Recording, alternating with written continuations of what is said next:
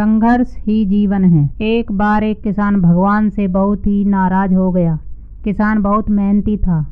बहुत मेहनत से वह खेतों में अनाज उगाता, उसकी देखभाल करता, पर अक्सर उसकी फसल खराब हो जाती।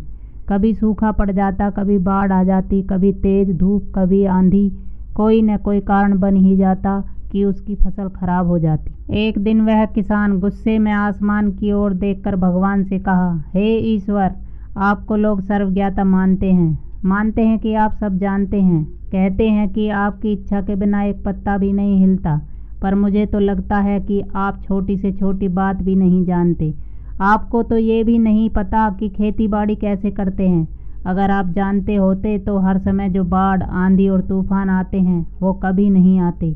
आप नहीं जानते कि कितना नुकसान उठाना पड़ता है हम किसानों को। यदि आप मेरे हाथ में यह शक्ति दे दें कि जैसा मैं चाहूँ वैसा मौसम कर दूँ, फिर आप देखना, मैं अन्न के भंडार लगा दूंगा। भगवान इस किसान के तीखे वाक्य सुनकर मुस्कुरा रहे थे और वह किसान के सामने प्रकट होकर बोले, मैं आज से तुझे यह शक्ति देता हूँ कि तुम अपने खेतों पर तुम्हारी जैसी इच्छा हो तुम वैसा मौसम कर दोगे। मैं बिल्कुल भी दखल नहीं दूंगा। तुम्हारी इच्छा से सब कुछ होगा। किसान बहुत खुश हो गया। किसान ने गेहूं की फसल अपने खेतों में बोई। जब उसे लगा कि खेतों को धूप चाहिए तो खेतों को धूप मिली। जब पानी बरसना चाहिए तभी पानी बरसा। आंधी, तूफान, बाढ़ कुछ भी उसने अपने खेतों पर आने नहीं दिया। किसान के खेत में इस वर्ष ऐसी फसल हुई जैसे कभी नहीं हुई थी। हरी भरी फसल देखकर वह मन ही मन बहुत खुश हो गया और सोचने लगा, अब सबूत के साथ दिखाऊंगा भगवान को कि इसे कहते हैं शक्ति का सही उपयोग। मेरी सफलता देखकर उन्हें अपने नियम जरूर बदलने पड़ेंगे।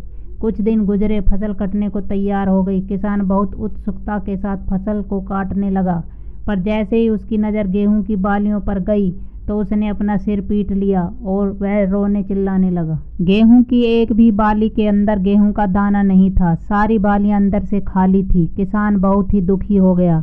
उसने भगवान को रोते हुए फिर पुकारा, हे प्रभु, तुमने ये मेरे साथ क्या किया?